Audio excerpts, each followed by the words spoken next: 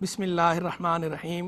अल्लाहुम्मा सल्ली अला सय्यिदिना व मौलाना मुहम्मद व अला आलिहि अदद सरा वल वरा वल बरा। मुअज़्ज़ज़ नाज़रीन व सामीन, आज एक मरतबा फिर प्रोग्राम सरमाया असलाफ़ लेकर हम आपकी खिदमत में हाज़िर हैं। आज हमारा मौज़ूए सुखन है ख़ानवादा-ए नबुव्वत के अज़ीम चश्मो चराग़, अहले बैत के रुकने रकीन, मुहद्दिस व फ़क़ीह इमाम ज़ैनुल आबिदीन अली बिन हुसैन बिन अली रहिमहुल्लाह, मुतवफ़्फ़ा 94 सन हिजरिया और आपकी दीनी खिदमत। इमाम ज़ैनुल आबिदीन रहिमहुल्लाह के क्या कहने, आप किसी भी ज़ाविये से, किसी भी एंगल से, किसी भी डायमेंशन से उनको देखें, इबादत व रियाज़त को देखें, जूद व सखावत को देखें, इल्म को देखें, तक़वा को देखें, परहेज़गारी को देखें, फ़साहत व बलागत को देखें, किसी भी ज़ाविये से देखें, आपको इमाम ज़ैनुल आबिदीन रहिमहुल्लाह इमाम भी नज़र आएंगे, सरदार भी नज़र आएंगे और ज़ैन नज़र आएंगे, यानी ज़ीनत, उस शोबे की ज़ीनत नज़र आएंगे। सही मानों में आप पर यह ज़ैनुल आबिदीन का टाइटल सजता है, जचता है, आपको ज़ेब देता है, आपके कामत ज़ेबा पर यह बिल्कुल फ़िट बैठता है ज़ैनुल आबिदीन। हम जब उलमाए उम्मत को देखते हैं कि उम्मत ने आपको किस तरह ट्रिब्यूट पेश किया, उलमाए दीन ने किस तरह आपको कॉम्प्लीमेंट्स दिए हैं, आपके लिए जो कलिमात मदहो सना हैं, एक से एक कलिमात हमें नज़र आते हैं। एक अज़ीम ज़ुल क़द्र ताबी बुज़ुर्ग हैं जिन्हें सैयदुत ताबीन कहा जाता है, यानी ताबीन का सरदार, इमाम सईद बिन मुसय्यब रहिमहुल्लाह। और वो इतने बड़े मुहद्दिस और फ़क़ीह थे, उनका ऐसा पाया था इल्मी बुलंद कि इमाम हसन बसरी रहिमहुल्लाह से जलील क़द्र ताबी भी उनसे इस्तिफ़ादा करते थे और उनको फ़क़ीहुल फ़ुक़हा कहा जाता था। दीगर लोगों को फ़ुक़हा कहा जाता है, फ़क़ीह कहा जाता है, इनको फ़क़ीहुल फ़ुक़हा कहा जाता था। तो ये इमाम सईद बिन मुसय्यब रहिमहुल्लाह, इन्होंने इमाम ज़ैनुल आबिदीन रहिमहुल्लाह के बारे में बाकायदा ये कलिमात इरशाद फरमाए कि मा राइतु औरा मिन्हु, कि मैंने इनसे बढ़कर परहेज़गार नहीं देखा। अब ये इमाम सईद बिन मुसय्यब रहिमहुल्लाह वो हैं कि इमाम ज़ैनुल आबिदीन रहिमहुल्लाह ने भी इनसे इस्तिफ़ादा किया है, यानी आपका शुमार इमाम ज़ैनुल आबिदीन रहिमहुल्लाह के शयूख़ में होता है, असातिज़ा में होता है, और उसके बावजूद आप उनको इतने खुले अल्फाज में ट्रिब्यूट पेश कर रहे हैं, अपना मुशाहदा बयान कर रहे हैं, चश्मदीद गवाही दे रहे हैं कि मैंने इनसे बढ़कर परहेज़गार नहीं देखा। हालांकि उन्होंने कैसी कैसी ज़ुल क़द्र हस्तियों को देखा है, लेकिन इमाम ज़ैनुल आबिदीन रहिमहुल्लाह का पाया इतना बुलंद था तक़वा में, परहेज़गारी में, कि इमाम सईद बिन मुसय्यब रहिमहुल्लाह इतने बेहतरीन अल्फाज में आपको खराज तहसीन पेश कर रहे हैं कि मा राइतु औरा मिन्हु, मैंने इनसे बढ़कर परहेज़गार नहीं पाया। एक और ज़ुल क़द्र इमाम हैं जिनके विसाकत शान पर, जलालत क़द्र पर उलमाए उम्मत का इत्तिफ़ाक़ है, मुहद्दिसीन के यहाँ उनका बड़ा ऊँचा पाया है, इमाम इब्न शिहाब ज़ुहरी रहिमहुल्लाह। इमाम इब्न शिहाब ज़ुहरी रहिमहुल्लाह ने भी इमाम ज़ैनुल आबिदीन रहिमहुल्लाह के लिए बड़े खुले अल्फाज में ये बात की, मा राइतु काना अहदन अफ़क़ह मिन्हु, कि मैंने इनसे बढ़कर फ़क़ीह किसी को नहीं देखा। अब आप ये देखें कि दो बड़े इमामों ने अपना मुशाहदा बयान किया है, वो आई विटनेस हैं, चश्मदीद गवाही ज़िक्र कर रहे हैं, सुनी सुनाई बात नहीं कर रहे। एक इमाम सईद बिन मुसय्यब रहिमहुल्लाह, दूसरे इमाम इब्न शिहाब ज़ुहरी रहिमहुल्लाह, दोनों ही खुद बुलंद पाया इमाम हैं और दोनों को ही उलूम व फ़नून में यद तूला हासिल है और इनका अपना सिक्का भी दुनिया इल्म में माना जाता है, इनका अपना सिक्का चलता है। ये दोनों अपना मुशाहदा बयान कर रहे हैं इमाम ज़ैनुल आबिदीन रहिमहुल्लाह के हवाले से। एक जो है वो तक़वा की जिहत को बयान कर रहे हैं और दूसरे फ़िक़ह की, इल्म की जिहत को बयान कर रहे हैं। और आप देखिए हमारे दीन में, इस्लाम में फ़जीलत का मेयार दो ही चीज़ें हैं, एक इल्म, दूसरा तक़वा। किसी के भी बड़ा होने का जो सांचा है हमारे दीन के अंदर, वो एक इल्म दीन है और दूसरा तक़वा है। किसी की बड़ाई का अंदाज़ा जब लगाया जाता है, किसी का कद जब नापा जाता है, मापा जाता है, इल्म से, और दूसरा तक़वा से नापा जाता है। तो आप देखें कि इमाम ज़ैनुल आबिदीन इल्म के अंदर भी बुलंद पाया और तक़वा में भी बुलंद पाया। तक़वा की गवाही भी एक ख़ुद अज़ीम शान मुहद्दिस और ज़ुल क़द्र ताबी फ़क़ीहुल फ़ुक़हा इमाम सईद बिन मुसय्यब रहिमहुल्लाह दे रहे हैं। کہ میں نے ان سے بڑھ کر پرہیزگار کسی کو نہیں دیکھا، اور آپ کے علم کی گواہی بھی، علمی پائے کی بلندی کا ذکر بھی امام ابن شہاب زہری رحمہ اللہ ایسے بلند پایا محدث اور عالم ذکر کر رہے ہیں جو کہہ رہے ہیں کہ ما رأیت کان احدا افقہ منہ، میں نے ان سے بڑھ کر کسی کو فقیہ نہیں پایا۔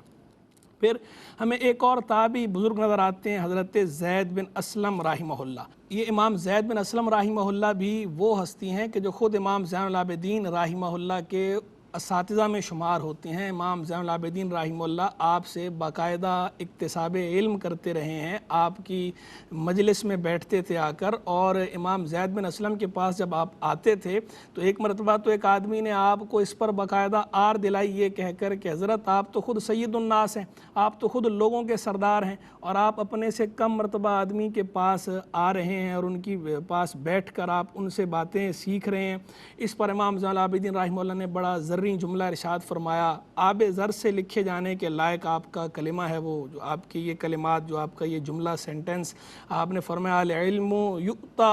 و یبتغی و یطلب من حیث کان، کہ علم کو حاصل کیا جاتا ہے اور علم کو چاہا جاتا ہے، علم کے پاس آیا جاتا ہے جہاں کہیں بھی ہو۔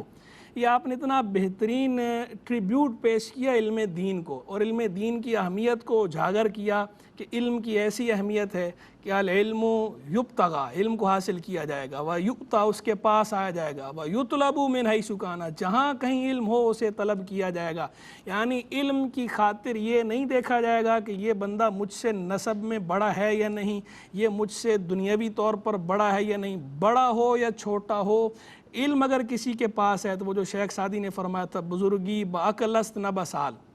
کہ بزرگی کا تعلق علم و عقل کے ساتھ ہے، عمر کے ساتھ نہیں ہے۔ نہ تو عمر کو دیکھیں گے، نہ حسب و نسب کو دیکھیں گے، نہ کسی اور چیز کو دیکھیں گے، بلکہ علم کو بطور علم اہمیت دیں گے، اس کی تعظیم کریں گے اور اس علم کو حاصل کریں گے، چاہے وہ کتنے ہی چھوٹے درجے کے آدمی کے پاس ہی کیوں نہ ہو، کیونکہ علم جو ہے وہ چھوٹے کو بڑا کر دیتا ہے۔ علم کی اپنی شرافت ایسی ہے کہ جو علم کا حامل ہوتا ہے وہ خود اشرف ہو جاتا ہے۔ تو ایک تو آپ نے علم کی اہمیت کو اجاگر کیا اور اس بات پر ابھارا لوگوں کو بھی کہ بھائی علم حاصل کرنے میں کوئی آر محسوس نہیں کرنی چاہیے، اور دوسرا اس سے امام زین العابدین رحمہ اللہ کی تواضع اور انکسار کا بھی پتہ چلتا ہے کہ آپ کتنے متواضع اور منکسر المزاج تھے، کہ خود آپ بڑے ذی علم ہونے کے باوجود اور خانوادہ نبوت کے عظیم فرد ہونے کے باوجود آپ نے اس میں کوئی یار محسوس نہیں کی کہ میں اس بندے سے جا کر علم حاصل کر لوں، وہ بات سیکھ لوں کہ جو بات مجھے معلوم نہیں۔ تو آپ کا یہ طرز عمل ہم سب کے لیے اسوہ حسنہ کی حیثیت رکھتا ہے،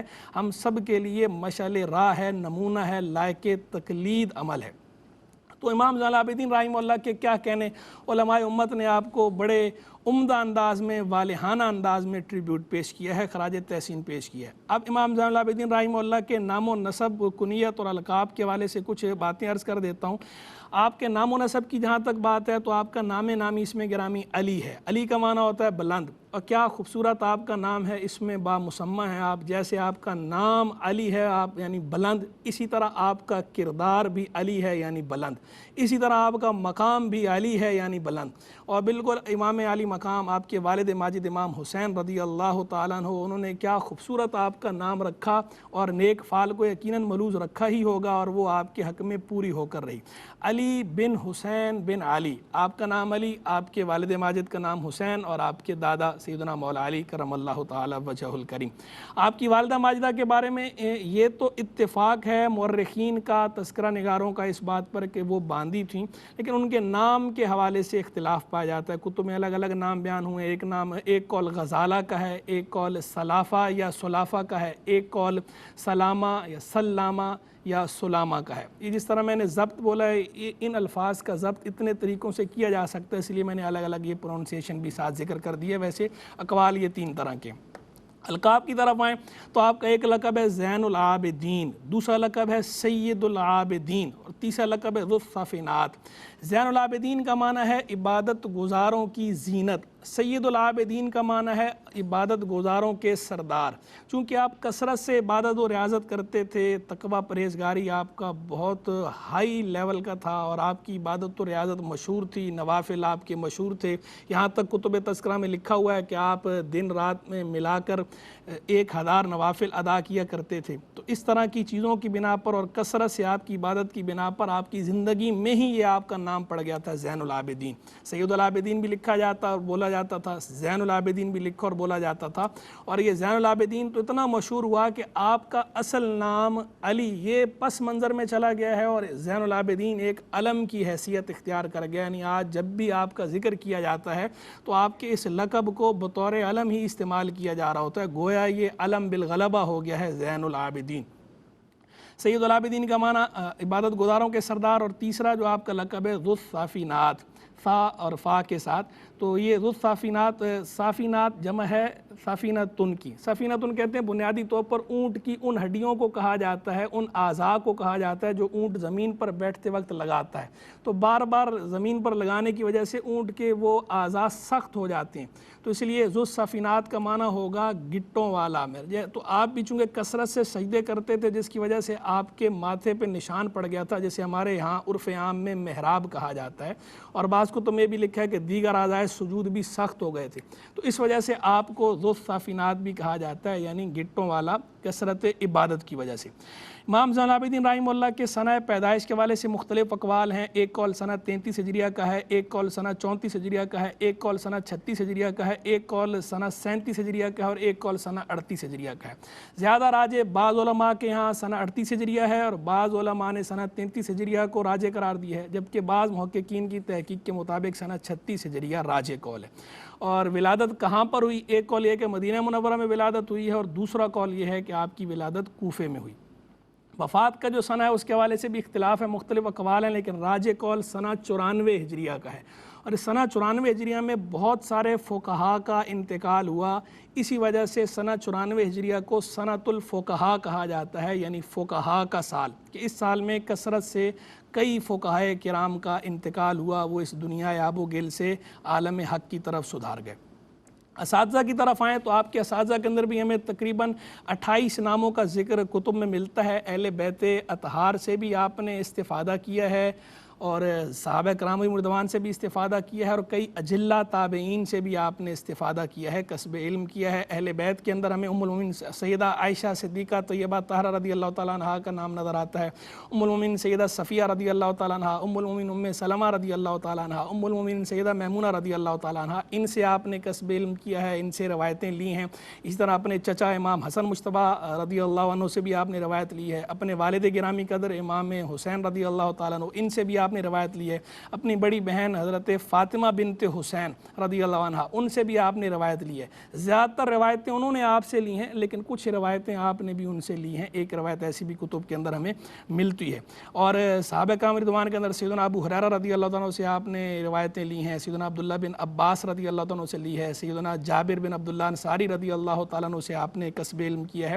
اور سیدنا عبداللہ بن عباس آپ سے اتنی محبت کرتے تھے کہ ایک مرتبہ آپ جب تشریف لائے تو انہوں نے آپ کو دیکھ کر جو ہے وہ خوش ہو کر والہانہ انداز میں کہا، مرحبا بالحبیب ابن الحبیب،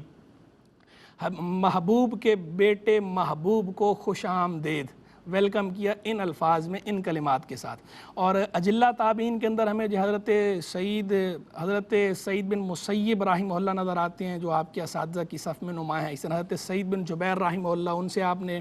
کسب علم کیا ہے۔ اسی طرح زید بن اسلم رحمہ اللہ کا ذکر میں نے کیا کہ ان سے بھی آپ نے کسب علم کیا۔ تلامذہ کی طرف آئیں تو تلامذہ بھی آپ کے بہت سارے ہیں، چند آفتاب چند مہتاب، تقریباً 91 کا 91 کا ذکر ہمیں کتب کے اندر ملتا ہے۔ ان میں سب سے نمایاں جو امام ابن شہاب زہری رحمہ اللہ، جن کا میں نے بھی شروع میں ذکر کیا تھا، ذو القدر محدث اور فقیہ ہیں، وہ آپ کے شاگرد ہیں۔ اس طرح حکم بن عتیبہ، یہ بھی فقیہ تھے، امام تھے، ان کی وساقت اور جلالت شان پہ بھی علماء کا اتفاق ہے، یہ آپ کے شاگرد ہیں۔ آپ کے صاحبزادگان بالخصوص امام محمد باقر رحمہ اللہ، جو خود بڑے اونچے درجے کے فقیہ تھے اور اعلیٰ پائے کے عالم تھے، باقر العلم تھے، علم پھیلانے والے تھے، اس لیے ان کا لقب بھی باقر پڑ گیا۔ امام محمد باقر وہ آپ کے شاگردوں میں نمایاں ہیں۔ آپ کے صاحبزادے امام زید ہیں، آپ کے صاحبزادے امام محمد ہیں، آپ کے صاحبزادے حضرت عمر ہیں، بہت سارے دیگر بھی حضرات ہیں۔ الغرض ایک طویل فہرست ہے، ضخیم لسٹ ہے آپ کے فیض یافتگان کی بھی، تلامذہ کی بھی۔ علمی مقام کی جہاں تک بات ہے، آپ کے فقیہ ہونے پر بھی اتفاق ہے۔ کئی اجلہ محدثین اور فقہاء نے آپ کا فقیہ ہونا، آپ کا مجتہد ہونا ذکر کیا ہے کہ آپ اعلیٰ پائے کے فقیہ بھی تھے اور مجتہد بھی تھے اور محدث بھی تھے۔ احادیث بھی آپ نے روایت کی ہیں، 600 سے زائد مرویات آپ کی کتب کے اندر موجود ہیں جو آپ احادیث روایت کیا کرتے تھے۔ اور آپ کی اصح الاسانید، محدثین کے ایک ٹرم استعمال ہوتی ہے کہ سندوں میں سب سے صحیح ترین سند، تو مختلف اقوال ہیں کہ سندوں میں سب سے صحیح ترین سند کون سی ہے۔ ان اقوال میں سے ایک قول اس سند کے بارے میں بھی ہے، اصح الاسانید کلیہا، کہ تمام سندوں میں سب سے صحیح ترین سند جو ہے الزہری عن علی ابن الحسین عن ابیہ عن علی، کہ وہ سند جس میں امام زہری نے روایت کیا ہو امام زین العابدین علی سے، انہوں نے اپنے والد امام حسین سے، اور انہوں نے سیدنا مولا علی سے روایت کیا ہو۔ تو اعلیٰ پایا ہے آپ کا علم کے اندر بھی۔ اللہ تبارک و تعالیٰ سے دعا ہے کہ امام زین العابدین رحمہ اللہ کے درجات کو اور بلند فرمائے، ہمیں ان کے فیض و برکات سے حظ وافر عطا فرمائے اور ان کے نقش قدم پر چلنے کی توفیق رفیق مرحمت فرمائے۔ وآخر دعوانا ان الحمد للہ رب العالمین۔